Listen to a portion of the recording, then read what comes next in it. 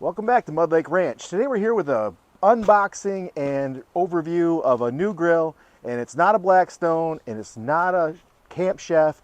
This one is a Royal Gourmet, and the reason I picked this one up is because I wanted a grill that was a combo of the Blackstone and your standard gas grill. So this has a split top that has your skillet side, the Blackstone style side for your pancakes and your peppers and onions, and you cook breakfast on it, bacon, and then the other side's great for your steaks and your burgers where it's got the grill.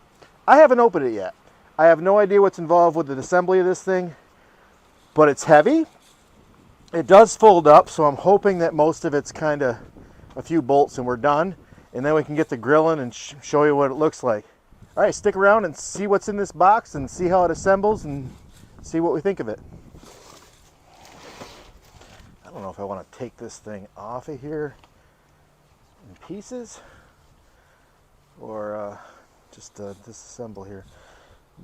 I came out here because it is super windy today, and there's a tree line here that blocks the wind significantly. Otherwise, I'd have to assemble it in my house, and I really didn't want to do that. My other grill failed.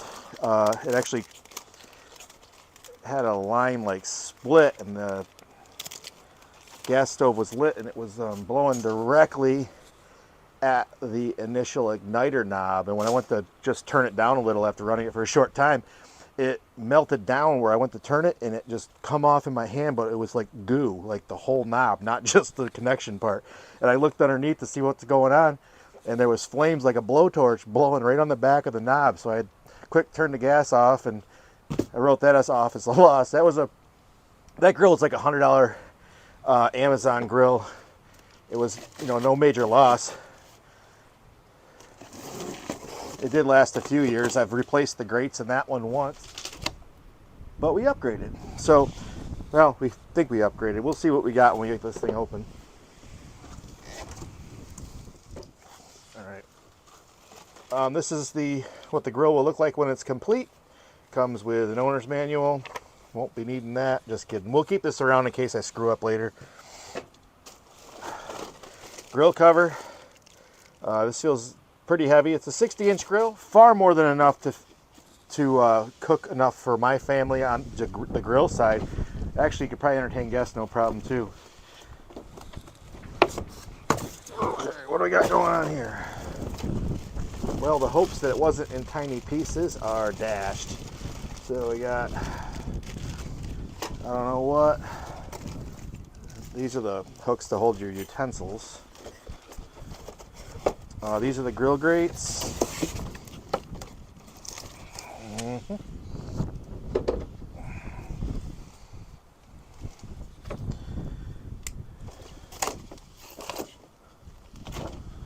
So we've got grill grates here. This does not want to stay open.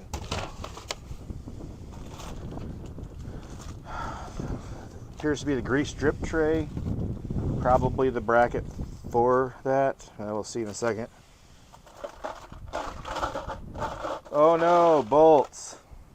So we got machine screws here, a tiny piece of hardware, some of the I don't know what you call them, grease diverters so they don't go directly into the flame, caster wheels. Hey, not bad. All right, so we'll set this aside and we're going to consult the instructions.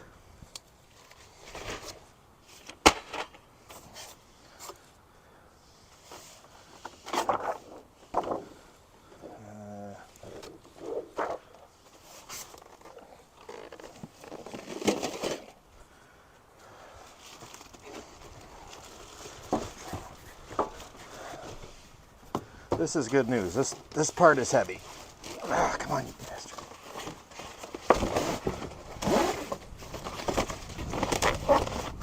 Did I say it's windy? Because it's still windy. Let's get rid of that.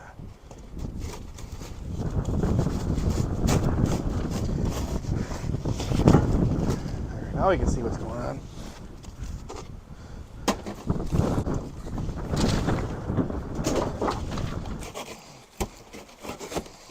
screws be damned.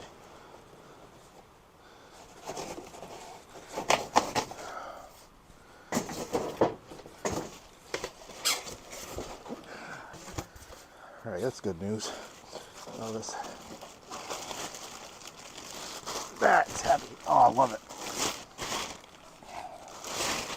All right, so skillet side, that's heavy. I mean, this has got to weigh, shit, 15 pounds. I'm not going to weigh it for you, but maybe I'll leave it in the description for what this actually weighed.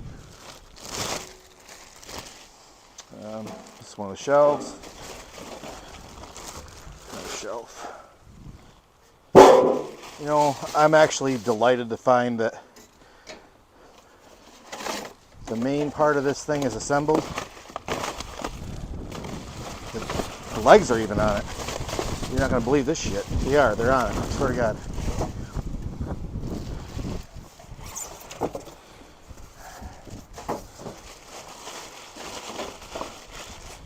So check it out. The legs are assembled. Gas line's actually connected. Little match holders even connected. Every grill I've bought, I've always wondered what the heck that was even for.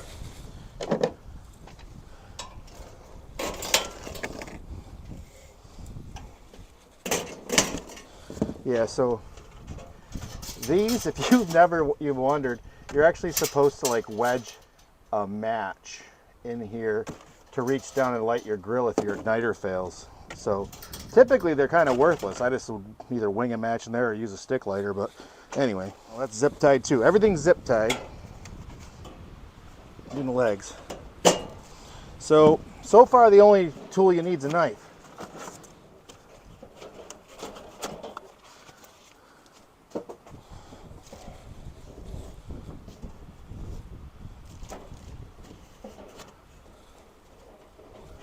Something connected to these?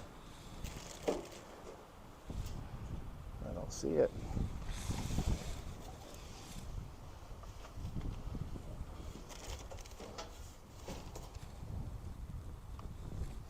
All right. Preview. How neat is that? All right. I figured out why I couldn't fold the legs down without the manual, of course. Right here is a little pull latch, so when you fold the sucker up, it'll actually stay folded, which is pretty awesome. All right, let me get these wheels on. For these, it looks like maybe 9/16. I'll figure that out and let you know, but for now I'm just going to get them started. Without having actually consulted the manual yet, I see that you're going to need Phillips head screwdriver, ideally a smaller Phillips head screwdriver for these 3 machine screws. These appear to be 1/2 inch. There's 2, 4, 5 of those, and a wrench to tighten down the 4 caster wheels on here. And those screws appear to be just for these leg braces. I'm assuming 1, 2, just 2. There's 2 on the bottom.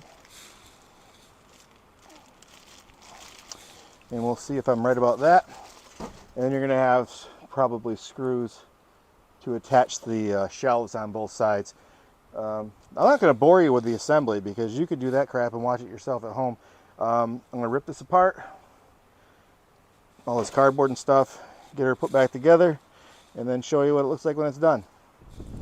All right, I said it was windy. It blew the grill off of my tailgate while I was charging my phone for a second. Here it is over on the ground. Anyway, it's not broke. Let's fix this quick. So I unpacked the legs for this and found out that they are set up so that the screws mount in a way that this slides on and then slides down. So this is actually upside down, but slides on and then down so that you can easily disassemble the leg braces and fold it up for transport. I mean, you'll be lugging around the leg supports and this support that also connects in the same similar way. So you'll slap those screws in. So it's 8 screws here, 2 screws here. Same thing with the shelves. The screws are set out slightly so that the shelf brackets slide on and they can be easily removed for packing.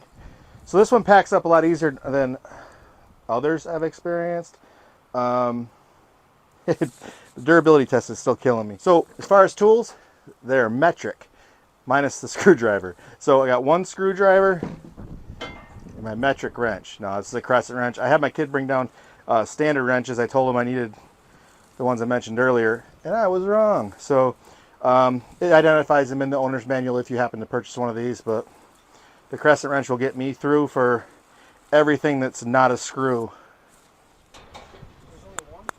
All right. We're just about wrapped up here. I messed up 2 things, so I had to call in the big guns here, Parker, to take it back apart. I put the shelves on the wrong side.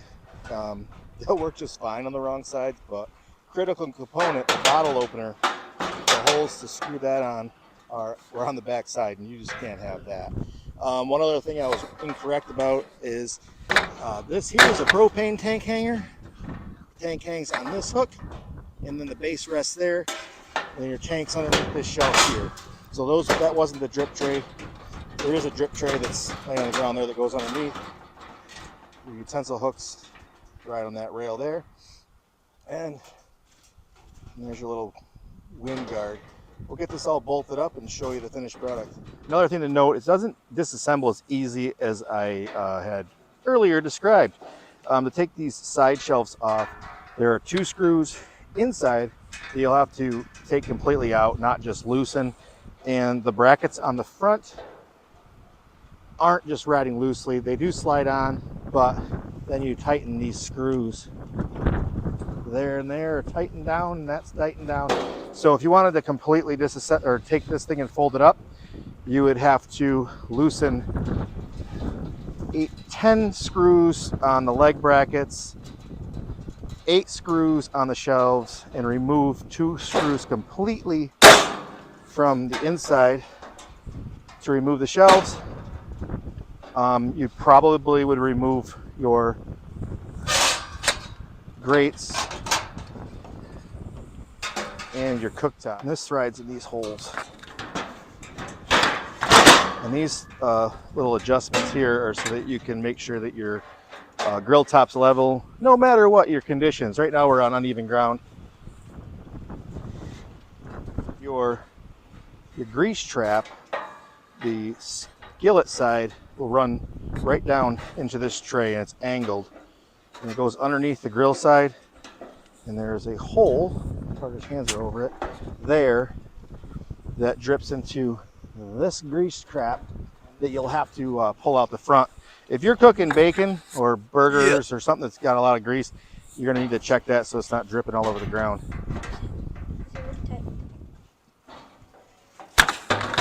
Right. Now we're all assembled to take it down again and chuck it in the back of my truck to bring it back to the house. And conveniently, when we were done, we had 1 extra of each screw, bolt, and grill top adjustment stud. So they gave you a couple extras, which is awesome.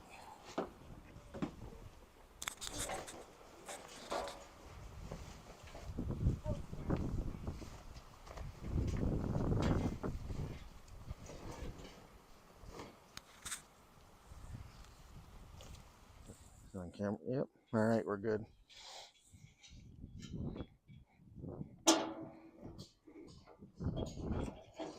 So according to the manual, your initial seasoning process is you'll be washing the cast iron skillet side to remove any shipping oils that are on it, and then you're going to heat this on medium-high heat, 15-20 minutes.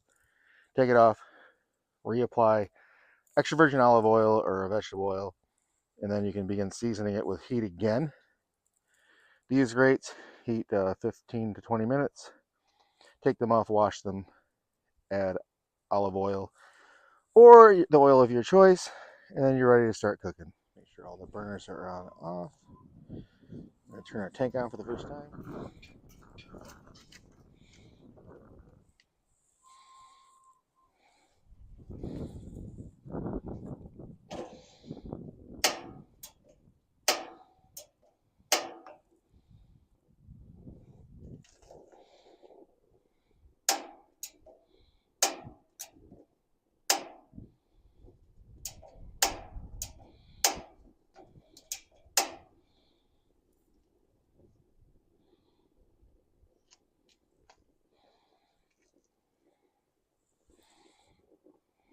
Touch the stove. All right, while I'm waiting for this thing to preheat, and I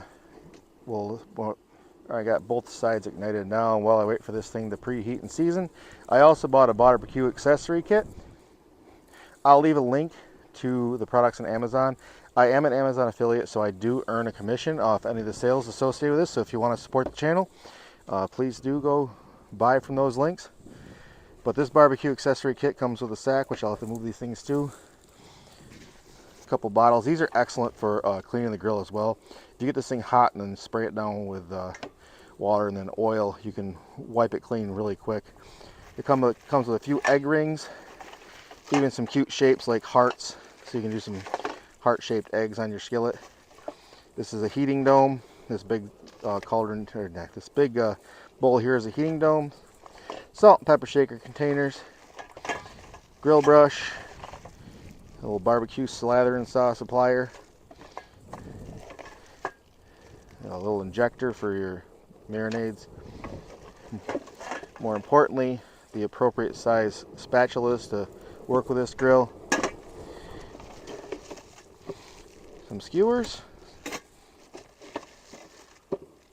some tongs,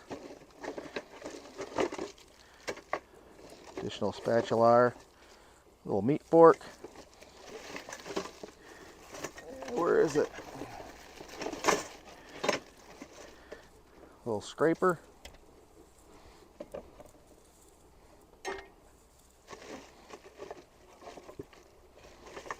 Grill cleaner. Oh, there she is. That's what I was looking for. This thing is the thing you need to scrape this skillet down.